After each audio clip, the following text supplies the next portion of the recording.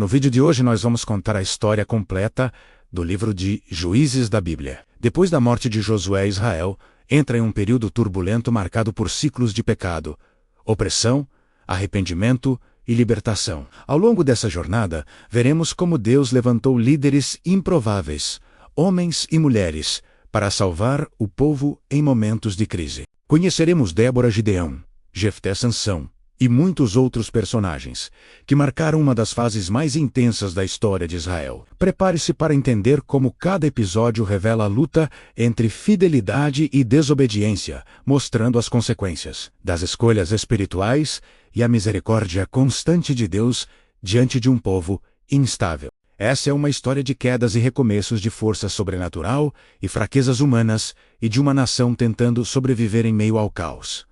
Débora, a profetisa, e a vitória sobre Sísera. Depois de um período de relativa tranquilidade, Israel voltou a se afastar do Senhor e novamente caiu sob opressão, desta vez pelas mãos de Jabim, rei de Canaã, cujo comandante militar era Sísera. Durante 20 anos o povo sofreu com carros de ferro e um exército bem armado que dominava as estradas e impunha medo constante. Nesse cenário surge Débora, profetisa e juíza em Israel, que se assentava sob uma palmeira e julgava as causas do povo. Sua liderança não era apenas política, mas espiritual, pois transmitia a palavra do Senhor com autoridade. Ela convocou Baraque e anunciou que Deus entregaria Sísera em suas mãos, ordenando que reunisse 10.000 homens das tribos de Naftali e Zebulon para enfrentar o inimigo no Monte Tabor.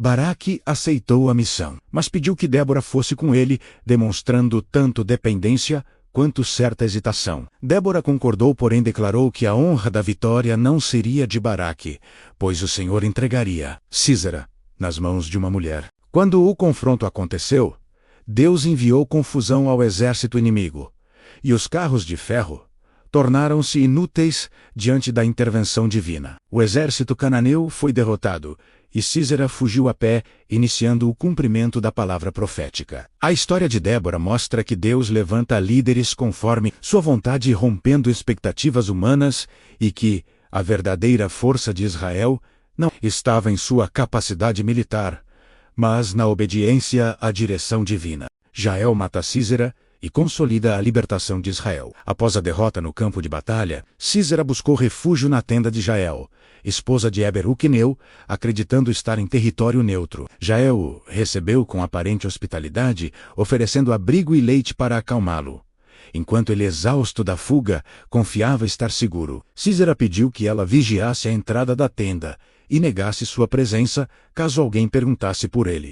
Sentindo-se protegido, adormeceu profundamente, sem imaginar que sua história estava prestes a terminar. Enquanto ele dormia, Jael tomou uma estaca da tenda e, com um golpe decisivo, o derrotou, cumprindo assim a palavra anunciada por Débora de que a vitória final seria atribuída a uma mulher. Quando Baraque chegou à procura do comandante inimigo, Jael mostrou-lhe o resultado, confirmando que a opressão havia chegado ao fim. Depois desse episódio, Israel experimentou 40 anos de paz. A história de Jael revela que Deus pode usar pessoas improváveis e circunstâncias inesperadas para cumprir seus propósitos, demonstrando que a libertação pode vir de onde menos se espera. Gideão é chamado por Deus para libertar o povo. Mais uma vez Israel caiu em idolatria, e como consequência os midianitas passaram a invadir a terra, todos os anos destruindo plantações e deixando o povo em extrema pobreza. O medo era tão grande que muitos se escondiam em cavernas e montanhas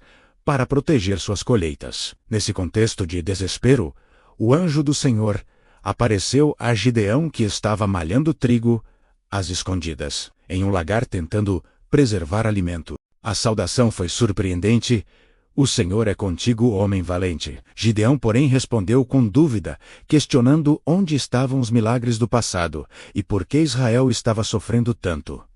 Mesmo inseguro, Gideão recebeu a missão de libertar o povo. Deus lhe deu sinais para fortalecer sua fé, incluindo o consumo sobrenatural de uma oferta pelo fogo e o conhecido episódio do velo de lã, que confirmou a promessa divina. Antes de enfrentar os midianitas, Gideão precisou destruir o altar de Baal, pertencente à casa de seu próprio pai, enfrentando resistência interna antes mesmo de lidar com o inimigo externo. Seu chamado mostra que a transformação começa dentro da própria comunidade e que Deus escolhe pessoas comuns, muitas vezes cheias de dúvidas, para realizar grandes feitos. A jornada de Gideão revela que coragem não significa ausência de medo, mas disposição para obedecer apesar dele. A redução do exército de Gideão para 300 homens. Quando Gideão reuniu um exército para enfrentar os midianitas, milhares de homens se apresentaram, contudo Deus declarou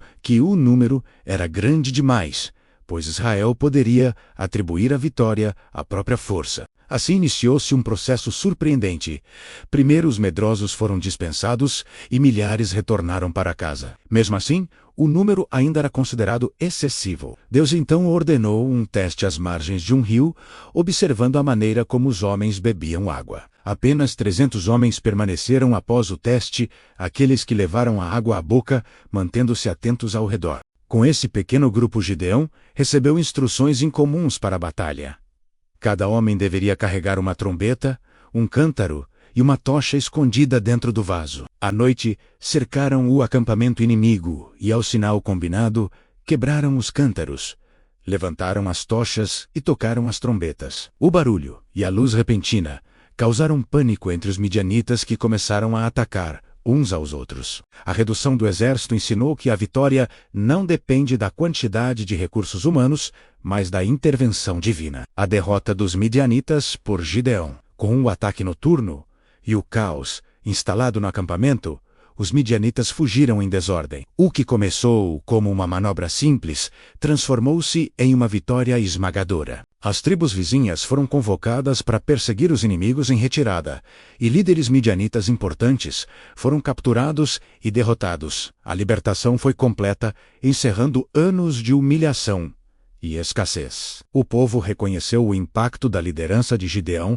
e chegou a oferecer-lhe o governo hereditário sobre Israel, desejando que ele e seus descendentes reinassem. Gideão recusou, declarando que o Senhor era o verdadeiro governante de Israel. Contudo, mais tarde cometeu um erro ao fazer um éfode de ouro que acabou se tornando objeto de idolatria. Mesmo assim, durante sua vida, a terra teve 40 anos de paz. A história reforça o padrão do livro de Juízes. Deus responde ao clamor sincero, levanta libertadores improváveis e concede descanso ao povo, mas também alerta que a fidelidade precisa ser mantida mesmo após grandes vitórias. Débora a profetiza, e a vitória sobre Sísera. Depois de um período de relativa tranquilidade, Israel voltou a se afastar do Senhor e novamente caiu sob opressão, desta vez pelas mãos de Jabim, rei de Canaã, cujo comandante militar era Sísera. Durante 20 anos o povo sofreu com carros de ferro e um exército bem armado que dominava as estradas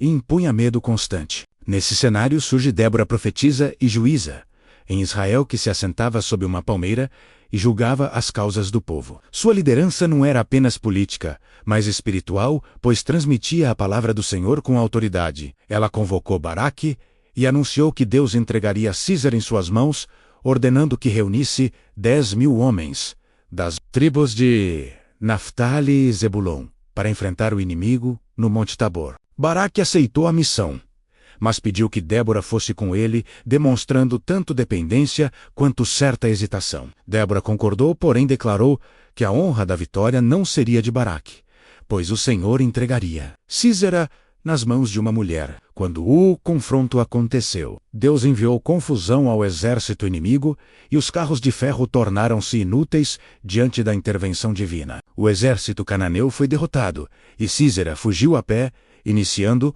o cumprimento da palavra profética. A história de Débora mostra que Deus levanta líderes conforme sua vontade, rompendo expectativas humanas, e que a verdadeira força de Israel não estava em sua capacidade militar, mas na obediência à direção divina. Jael mata Sísera e consolida a libertação de Israel. Após a derrota no campo de batalha, Sísera buscou refúgio na tenda de Jael, esposa de Eberu, queneu acreditando estar em território neutro. Jael o recebeu com aparente hospitalidade, oferecendo abrigo e leite para acalmá-lo, enquanto ele, exausto da fuga, confiava estar seguro. Sísera pediu que ela vigiasse a entrada da tenda e negasse sua presença caso alguém perguntasse por ele. sentindo-se protegido, adormeceu profundamente, sem imaginar que sua história estava prestes a terminar. Enquanto ele dormia, Jael tomou uma estaca da tenda e, com um golpe decisivo, o derrotou, cumprindo assim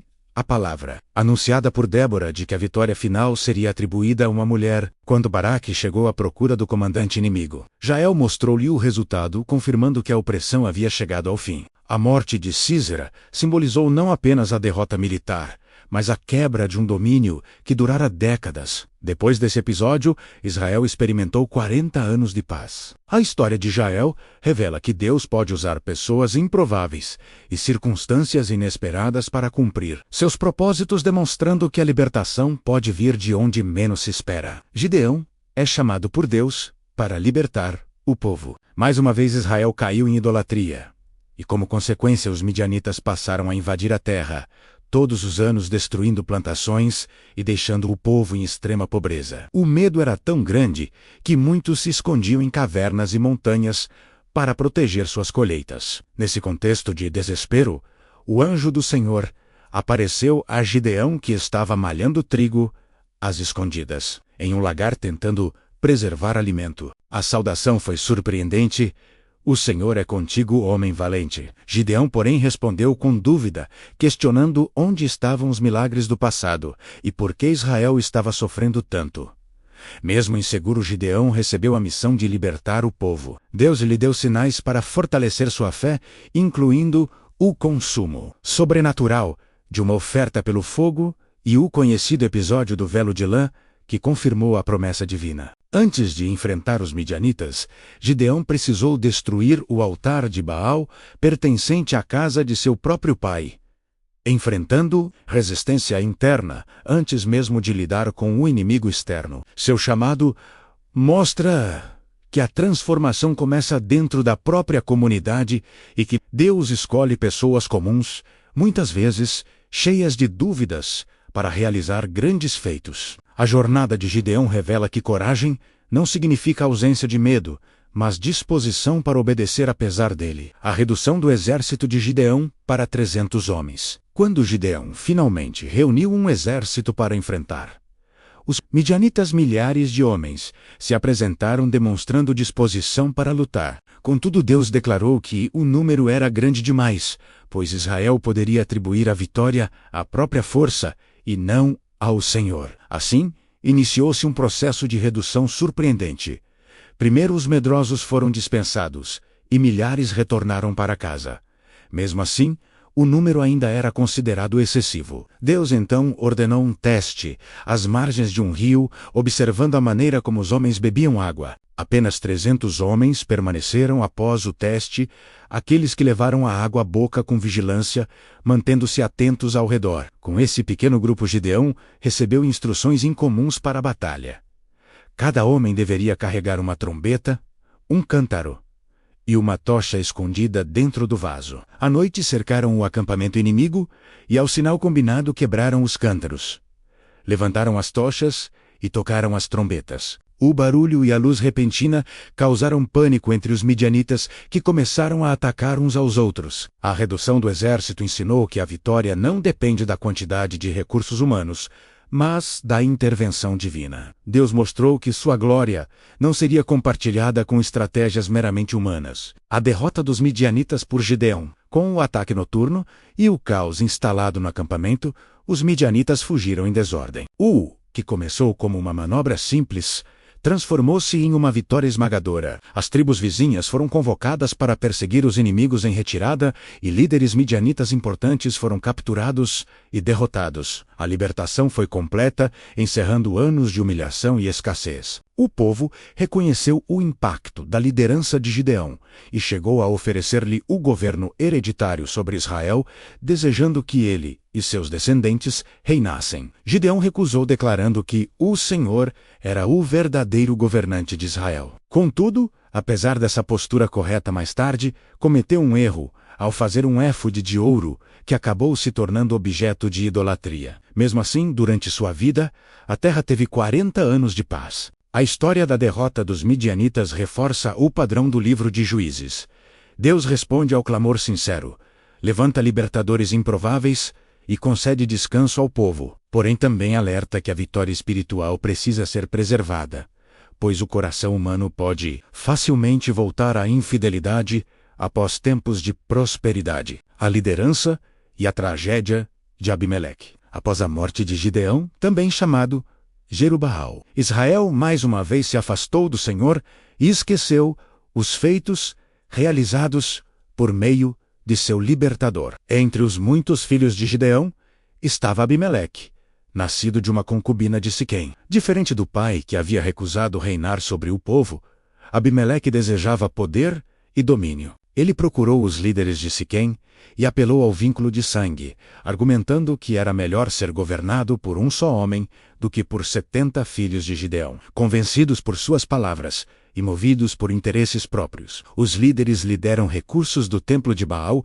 para contratar homens violentos que o ajudariam em seu plano. Com frieza e ambição, Abimeleque assassinou seus 70 irmãos sobre uma mesma pedra, eliminando possíveis rivais. Apenas Jotão conseguiu escapar e, do alto do Monte Gerizime, contou uma parábola sobre árvores que escolheram um espinheiro para governá-las, alertando que aquele reinado traria destruição. A profecia se cumpriu. O governo de Abimeleque foi marcado por instabilidade, traições e conflitos internos. Por fim, ao atacar a cidade de Tebes, uma mulher lançou uma pedra de moinho que esmagou seu crânio. Para não morrer pelas mãos de uma mulher, pediu a seu escudeiro que o matasse. Assim, terminou seu reinado, mostrando que liderança sem temor ao Senhor conduz à ruína e que a violência plantada inevitavelmente produz destruição. Tola e Jair julgam Israel em tempos de transição. Depois da turbulência causada por Abimeleque, Deus levantou Tola para trazer estabilidade ao povo. Ele era da tribo de Issacar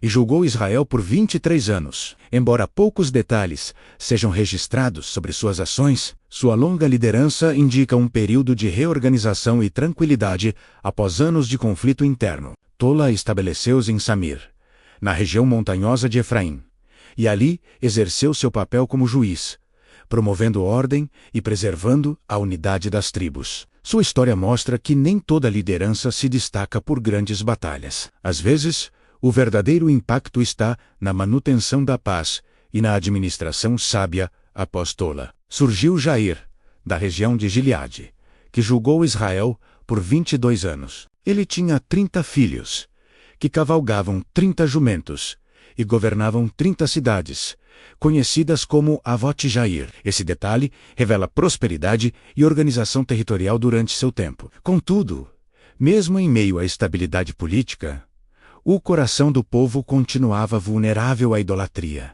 A sucessão de juízes demonstra que Deus continuava sustentando Israel, oferecendo períodos de descanso e estrutura, mesmo quando a fidelidade espiritual do povo era instável. Esses líderes atuaram como pontes entre grandes crises, preservando a nação até o próximo momento de prova. Jefté e o voto precipitado. Quando Israel voltou a fazer o que era mal aos olhos do Senhor, caiu sob a opressão dos amonitas. Em meio ao sofrimento, o povo clamou novamente por socorro. Jefté, filho de uma prostituta, havia sido rejeitado por seus irmãos e expulso de casa. Ele tornou-se um guerreiro habilidoso, vivendo em terras distantes com homens valentes. Quando a ameaça amonita se intensificou, os líderes de Gileade procuraram Jefté, pedindo que ele liderasse o exército. Inicialmente relutante, por causa do desprezo que sofrera, Jefté aceitou a missão sob a condição de ser reconhecido como chefe,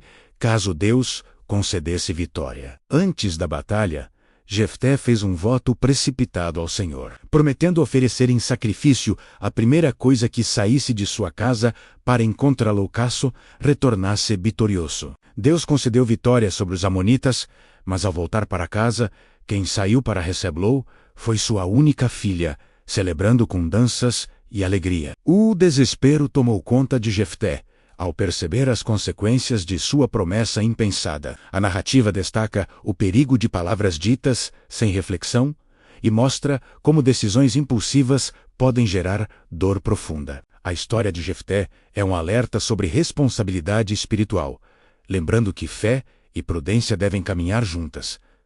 Sansão é anunciado por um anjo antes de nascer. Durante mais um período de infidelidade, Israel foi entregue nas mãos dos filisteus por 40 anos. Nesse contexto, nasceu a promessa de um libertador diferente. Um anjo do Senhor apareceu à esposa de Manoá, que era estéril, anunciando que ela teria um filho. Esse menino seria nazireu desde o ventre, separado para Deus, e não deveria cortar o cabelo nem beber bebida forte. O anúncio indicava que sua vida teria um propósito específico, desde o nascimento: começar a libertar Israel do domínio filisteu. Manoá buscou confirmação do Senhor e recebeu novamente a visita do mensageiro divino, que reafirmou as instruções. O nascimento de Sansão foi envolto em expectativa e consagração. Desde cedo, o Espírito do Senhor começou a agir sobre ele. Diferente de outros juízes, chamados já adultos, Sansão foi escolhido antes mesmo de nascer, demonstrando que Deus planeja seus instrumentos com antecedência. Sua história começa com promessa e separação, apontando para uma trajetória marcada por força extraordinária e conflitos intensos. Sansão enfrenta os filisteus com força sobrenatural. Sansão cresceu e demonstrou força em comum, resultado da capacitação divina. Em uma de suas primeiras manifestações públicas, matou um leão com as próprias mãos, sem usar arma alguma. Ao longo de sua vida, envolveu-se em confrontos frequentes com os filisteus, muitas vezes motivados por conflitos pessoais. Em certa ocasião, matou 30 homens para pagar uma aposta relacionada a um enigma proposto em seu casamento. Em outra, capturou 300 raposas, amarrou tochas entre suas caudas e incendiou plantações inimigas, causando grande prejuízo. Quando os filisteus tentaram capturá-lo, Sansão quebrou cordas como se fossem fios frágeis e derrotou 1000 homens, usando apenas uma queixada de jumento. Sua força era extraordinária, mas seu caráter mostrava impulsividade e vulnerabilidade emocional. A cada vitória, ficava evidente que o poder vinha do Espírito do Senhor, não de habilidade própria. Contudo, também se tornava claro que dons espirituais não substituem disciplina e obediência. A trajetória de Sansão ilustra a tensão entre chamado divino e escolhas pessoais, preparando o cenário para os eventos que marcariam o desfecho de sua história. Dalila trai Sansão e ele perde sua força. A fama de Sansão esparrou-se entre os filisteus, que viam nele a principal ameaça ao seu domínio sobre Israel. Sabendo que não podiam derrotá-lo pela força comum, os líderes filisteus decidiram usar astúcia. Aproximaram-se de Dalila, mulher por quem Sansão se apaixonara, e ofereceram grande recompensa em prata para que descobrisse o segredo de sua força extraordinária. Dalila insistiu repetidas vezes, pedindo que Sansão revelasse a origem de seu poder. Ele inicialmente respondeu com informações falsas, dizendo que poderia ser vencido se fosse amarrado com cordas específicas ou materiais novos. Todas as vezes, porém, rompeu os laços com facilidade, frustrando os inimigos. Contudo, a insistência constante de Dalila, acompanhada de pressão emocional, enfraqueceu a determinação de Sansão. Cansado das súplicas e talvez confiando demais em sua própria invulnerabilidade, revelou que sua força estava ligada ao voto de Nazireu, simbolizado por seus cabelos nunca cortados. Enquanto dormia Dalila, permitiu que lhe cortassem as tranças. Ao acordar, Sansão tentou reagir como antes, mas o texto declara que o Senhor se retirara dele. Sem a presença divina, sua força desapareceu. Foi capturado, teve os olhos vazados e foi levado como prisioneiro para Gaza. A queda de Sansão demonstra que o descuido espiritual pode anular dons extraordinários e que a fidelidade é essencial para manter o favor divino. A queda do templo dos filisteus com Sansão. Após ser capturado, Sansão foi humilhado publicamente. Transformado em prisioneiro, era obrigado a girar um moinho como escravo, enquanto os filisteus celebravam sua vitória, atribuindo-a ao deus Dagom. Contudo, enquanto estava preso, seus cabelos começaram a crescer novamente, sinal silencioso de que sua história ainda não havia terminado. Em um grande festival, os líderes filisteus reuniram-se no templo para festejar e ordenaram que Sansão fosse trazido para divertir o povo. Cercado por milhares de pessoas, ele foi colocado entre as colunas principais que sustentavam o edifício. Nesse momento decisivo, Sansão clamou ao Senhor pedindo força apenas mais uma vez, não para a glória pessoal, mas para derrotar seus inimigos. Com um último esforço, apoiou-se nas colunas e as empurrou com toda a sua força. O templo desabou, matando os líderes filisteus e uma multidão reunida. O texto afirma que ele matou mais inimigos em sua morte do que durante toda a sua vida. A cena final é dramática e trágica, pois Sansão entregou a própria vida no ato de libertação. Sua história encerra o ciclo de um juiz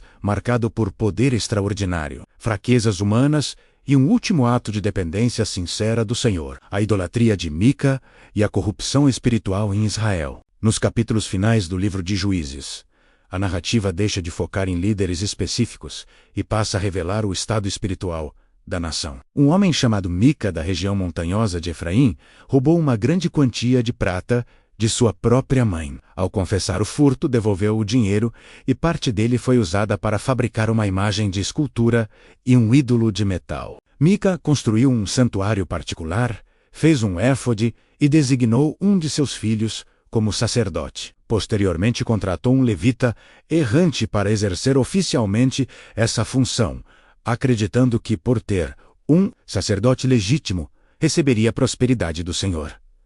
A situação revela profunda confusão espiritual. Embora mencionasse o nome do Senhor, Mica misturava práticas idólatras com elementos da fé israelita, criando uma religiosidade distorcida. A tribo de Dan, buscando território próprio, apropriou-se dos ídolos e do levita, estabelecendo aquele culto irregular como prática permanente. O episódio demonstra o grau de decadência moral e espiritual em Israel. Cada grupo agia conforme seus próprios interesses, reinterpretando a adoração segundo conveniências pessoais. A ausência de liderança central e de compromisso com a lei divina resultava em desordem crescente, preparando o cenário para conflitos ainda mais graves. O crime em Gibeá e a guerra contra a tribo de Benjamim. Um dos episódios mais sombrios do livro envolve um levita e sua concubina, que viajaram até Gibeá, cidade da tribo de Benjamim. Ao passarem a noite ali, homens perversos cercaram a casa onde estavam hospedados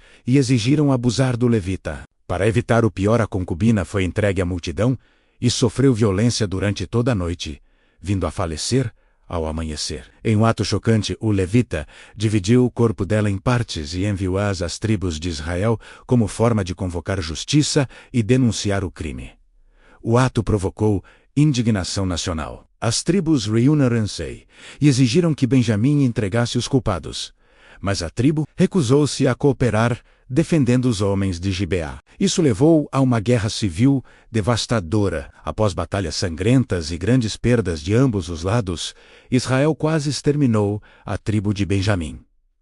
Apenas alguns homens sobreviveram. O conflito revelou o nível extremo de degradação moral e a fragilidade da unidade nacional. A violência interna demonstrou que a ausência de direção espiritual afeta não apenas a relação com Deus, mas também os vínculos entre irmãos. O período de caos, cada um fazia o que parecia certo aos seus próprios olhos. O livro de Juízes encerra-se com uma frase que resume toda a época: não havia rei em Israel, e cada um fazia o que parecia certo aos seus próprios olhos. Essa declaração não é apenas política, mas espiritual. A falta de liderança unificada e a negligência à lei divina produziram um ambiente onde valores eram definidos individualmente. A idolatria, a injustiça e a violência tornaram-se frequentes, e o povo alternava entre arrependimento momentâneo e nova rebeldia. O ciclo de pecado e libertação repetiu-se, continuamente revelando a necessidade de uma transformação mais profunda. O período dos juízes expõe a condição humana quando não há compromisso consistente com princípios espirituais. Embora Deus levantasse libertadores em momentos críticos, a mudança raramente era permanente. O livro termina deixando uma sensação de tensão e expectativa, apontando para a necessidade de uma liderança diferente, capaz de estabelecer ordem duradoura. Juízes não é apenas um registro histórico, mas um retrato da luta entre fidelidade e infidelidade, mostrando que, sem direção divina, a sociedade caminha inevitavelmente para o caos. Se você gostou dessa história completa do livro de Juízes, já deixa o seu like para apoiar o canal e se inscreva para não perder os próximos vídeos bíblicos. Aqui nós contamos a Bíblia de forma organizada, cronológica e detalhada, para você entender cada etapa da história sagrada. Ative o sininho para acompanhar os próximos livros e compartilhe este vídeo com quem também ama conhecer mais profundamente as Escrituras. Até o próximo episódio!